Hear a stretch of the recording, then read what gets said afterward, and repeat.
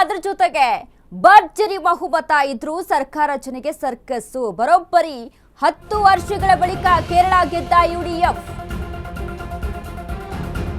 ಇದೀಗ ಕೇರಳ ಸ್ಟೋರಿ ಇದು. ಬರೋಬ್ಬರಿ 10 ವರ್ಷಗಳ ಬಳಿಕ ಕೇರಳ ಗೆದ್ದ ಯುಡಿಎಫ್. ಕೇರಳ ಸಿಎಂ ಫೈಟ್, ಕೈ ಹೈಕಮಾಂಡ್ ಸುಸ್ತು.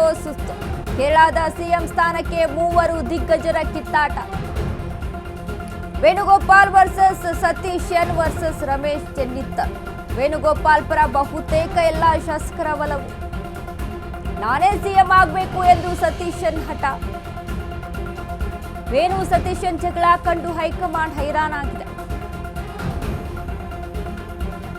ಕೇರಳದಲ್ಲಿ ಹೇಗೋ ಕಾಂಗ್ರೆಸ್ ತನ್ನ ನಿಲುವನ್ನ ಸ್ಥಾಪಿಸಿಕೊಳ್ತು. ಯುಡಿಎಫ್ ಅಧಿಕಾರಕ್ಕೆ ಯುಡಿಎಫ್ ಸಂಖ್ಯಾಬಲವನ್ನ ರೂಪಿಸಿಕೊಂಡು ಬಂತು. ಬಟ್ ಇಲ್ಲಿ ಸಿಎಂ ಯಾರು ಅನ್ನುವಂತಹ ವಿಚಾರಕ್ಕೆ ಸಂಬಂಧಪಟ್ಟಂತೆ ನಡೀತಾ ಇರುವಂತಹ ಪೈಪೋಟಿಗಳು ಇದೆಯಲ್ಲ, ಇದು ಒಂದ್ ರೀತಿಯಾಗಿ ಭಾರಿ ಗೊಂದಲವನ್ನ ಹೈಕಮಾಂಡ್ಗೆ ತಂದಿಟ್ಟಿದೆ. ಯಾವ ರೀತಿಯಾದಂತಹ ಗೊಂದಲ? ಕೆಸಿ ವೇಣುಗೋಪಾಲ್ ನಾನೇ ಸಿಎಂ ಆಗಬೇಕು ಅಂತಾರೆ, ಸತೀಶನ್ ನಾನೇ ಸಿಎಂ ಆಗಬೇಕು ಅಂತಾರೆ, ರಮೇಶ್ ಸಹಿತ ನಾನೇ ಸಿಎಂ ಆಗಬೇಕು ಅಂತ ಹೇಳ್ತಾರೆ. ಸೊ ಇದರ ನಡುವೆ ಯಾರು ಸಿಎಂ ಅನ್ನುವಂತಹ ವಿಚಾರಕ್ಕೆ ಸಂಬಂಧಪಟ್ಟಂತೆ ರಮೇಶ್ ಚೆನ್ನಿತ್ತಲ್ ಸಹಿತ ಸಿಎಂ ಆಗಬೇಕು ಅನ್ನುವಂಥದ್ದು. ಈ ಮೂವರ ಜಗಳದಲ್ಲಿ ಏನಾಗುತ್ತೆ? ಒಂದ್ ಕಡೆ ಯಾರಿಗೆ ಸಂಖ್ಯಾಬಲ ಹೆಚ್ಚಿದೆ ಅಂತ ಗಮನಿಸೋದಾದ್ರೆ ಕೆಸಿ ವೇಣುಗೋಪಾಲ್ಗೆ ಇದೆ. ನನಗೆ 40ರಿಂದ 43 ನನಗೆ ಬೆಂಬಲ ಇದೆ, ನಾನು ಆಗ್ತೀನಿ, ನಾನು ಈಸಿಯಾಗಿ ನನಗೆ ಬೆಂಬಲ ಇದೆ, ನನಗೆ ಕೊಡಬೇಕು ಅಂತ. ಬಟ್ ಸತೀಶನ್ ಏನು ಹೇಳ್ತಾ ಇದ್ದಾರೆ, ನಾನು ಸ್ಥಳೀಯವಾಗಿ ರಾಜ್ಯದಲ್ಲಿ ಯಾವ ರೀತಿ ಕೆಲಸ ಮಾಡಿದ್ದೀನಿ ಪಕ್ಷಕ್ಕೋಸ್ಕರ, ನಾನು ದುಡ್ದಿದ್ದೀನಿ, ನನಗೆ ಬೇಕು. ಈಗ ಡಿ ಕೆ ಶಿವಕುಮಾರ್ದಾಗಿದೆಲ್ಲ ಆ ರೀತಿಯಾಗಿ ಆಗ್ಬಿಟ್ಟಿದೆ ಸತೀಶನ್ ಸ್ಥಿತಿ. ಸೊ ಹಾಗಾಗಿ ನಾನು ಕೆಲಸ ಮಾಡಿದ್ದು ನನಗೆ ಬೇಕು. ನಾವು ಆಂತರಿಕವಾಗಿ ನೋಡೋದಾದ್ರೆ ಕೆಸಿ ವೇಣುಗೋಪಾಲ್ ಮತ್ತು ಸತೀಶನ್ಗೆ ಆಂತರಿಕ ಜಗಳಗಳು ಇದಾವೆ. ಹಾಗಾಗಿನೇ ಇದು ಪಕ್ಷಕ್ಕೆ ಹೊಡೆತ ಕೊಡುತ್ತೆ ಅನ್ನುವಂಥ ಕಾರಣದಿಂದ ಹೈಕಮಾಂಡ್ ಏನು ಮಾಡ್ತು, ಕೆಸಿ ವೇಣುಗೋಪಾಲ್ ಅವ್ರನ್ನ ಕೇಂದ್ರದಲ್ಲಿ ಸ್ಥಾನಗಳನ್ನು ಕೊಟ್ಟು ಉಳಿಸ್ಕೊಂತು. ಅಂದರೆ ಕೇಂದ್ರದಲ್ಲಿ ಮಂತ್ರಿ ಆಗ್ತಾರೆ, ಸೊ ಅಲ್ಲಿ ಸ್ಥಾನಗಳನ್ನು ಕೊಟ್ಟು ಉಳಿಸ್ಕೊಳ್ಳುತ್ತೆ. ಸಂಖ್ಯಾಬಲದ ವೇಣುಗೋಪಾಲ್ಗೆ ಭರ್ಜರಿ ಮೇಲುಗೈ. ವೇಣುಗೋಪಾಲ್ ಪರ ನಿಂತ 63 ಶಾಸಕರ ಪೈಕಿ 46 ಶಾಸಕರು ವೇಣುಗೋಪಾಲ್ ಸಿಎಂ ಮಾಡಲು ರಾಹುಲ್ ಗಾಂಧಿ ಒಲವು ತೋರಿದ್ದಾರೆ. ಮಾಡೋದಿದ್ರೆ ಸಿಎಂ ಮಾಡಿ ಎಂದ ವಿಡಿ ಸತೀಶ್. ಸಚಿವ ಸ್ಥಾನ ನಂಗೆ ಬೇಡವೇ ಬೇಡ ಎಂದ ಸತೀಶ್. ಶಾಸಕರೇ ಅಲ್ಲದ ವೇಣುಗೋಪಾಲ್ ಸಿಎಂ ಆಗಬಾರ್ದು. ಪಿನರಾಯಿ ವಿರುದ್ಧ ಹೋರಾಟ ಮಾಡಿ ಗೆಲ್ಲಿಸಿದ್ದು ನಾನು.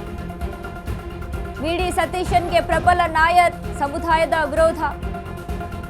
ಶಬರಿಮಲೆ ವಿಚಾರದಲ್ಲಿ ಕಿರಿಕ್ ಮಾಡಿಕೊಂಡಿದ್ದ ಸತೀಶನ್. ನಾಯರ್ ಸಮುದಾಯದ ಶಾಸಕರಿಂದಲೂ ವಿರೋಧ ಇದೆ. 4 ಬಾರಿಯ ಚೆನ್ನಿತ್ತಲ್ಗೂ ಮುಖ್ಯಮಂತ್ರಿ ಆಗುವ ಆಸೆ. ಆದ್ರೆ 69 ವರ್ಷದ ನಾಯಕನಿಗಿಲ್ಲ ಶಾಸಕರ ಬಲ.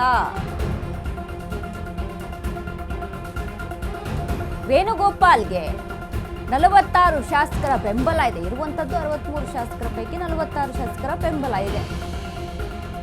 ಬಟ್ ಇಲ್ಲಿ ಹೈಕಮಾಂಡ್ಗೂ ಕೆಸಿ ವೇಣುಗೋಪಾಲ್ ಮೇಲೆ ಒಲವು. ಬಟ್ ಕೇಂದ್ರದಲ್ಲಿ ಈಗಾಗಲೇ ಸ್ಥಾನಮಾನಗಳನ್ನು ತೆಗೆದುಕೊಂಡಂತಹ ಕೆಸಿ ವೇಣುಗೋಪಾಲ್ಗೆ ನೀವು ಮಂತ್ರಿಗಿರಿಯನ್ನ ಕೊಡುವ ಹಾಗಿಲ್ಲ.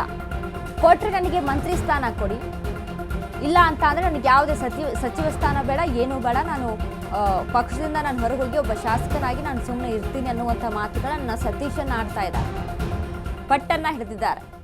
ಕೆಸಿ ವೇಣುಗೋಪಾಲು ನನಗೆ ಬೇಕು, ನನಗೆ ಕೊಡೋದಿಲ್ವಾ, ರಮೇಶ್ ಚೆನ್ನಿತ್ತಲ್ಗೆ ಕೊಡಿ ಕೆಸಿ ವೇಣುಗೋಪಾಲ್. ಆದರೆ ಸತೀಶನ್ಗೆ ಮಾತ್ರ ಸಿಎಂ ಸ್ಥಾನ ಬೇಡ ಅನ್ನುವಂಥ ನಿಟ್ಟಿನಲ್ಲಿ ಕೆಸಿ ವೇಣುಗೋಪಾಲ್ ನಿಲುವು. ಕೊಡಕೂಡ್ದು ಸತೀಶನ್ಗೆ.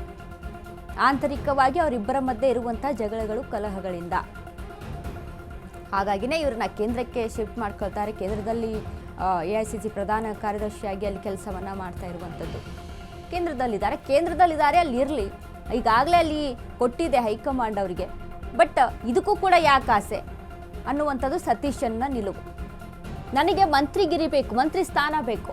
ಮಂತ್ರಿ ಸ್ಥಾನ ಸಿಗಲ್ಲ ಅಂತ ಅಂದರೆ ನಾನು ಯಾವುದೇ ಪಕ್ಷದಲ್ಲಿ ಕೂಡ ನಾನು ಮುನ್ನುಗ್ಗೋಲ್ಲ, ನಾನು ಶಾಸಕನಾಗಿ ಸುಮ್ಮನೆ ನಾನು ಮನೇಲಿ ಇರ್ತೀನಿ ಅಂತ ಹೇಳ್ತಾ ಇದ್ದಾರೆ. ನನಗೆ ಯಾವುದೇ ಸಚಿವ ಸ್ಥಾನನೂ ಬೇಡ ಅಂತ ಹೇಳ್ತಾ ಇದ್ದಾರೆ. ಬಟ್ ಇಬ್ಬರ ನಡುವೆ ರಮೇಶ್ ಚೆನ್ನಿತ್ತಲಿಗೆ ಒಂದ್ ಕಡೆ ಒಲವು ಇರುವಂಥದ್ದು ಕೆಸಿ ವೇಣುಗೋಪಾಲ್ ವಿಚಾರಕ್ಕೆ ಸಂಬಂಧಪಟ್ಟಂತೆ ಕೇರಳದಲ್ಲಿ ನಡೀತಾ ಇರುವಂತಹ ಪೈಪೋಟಿ ಇದು.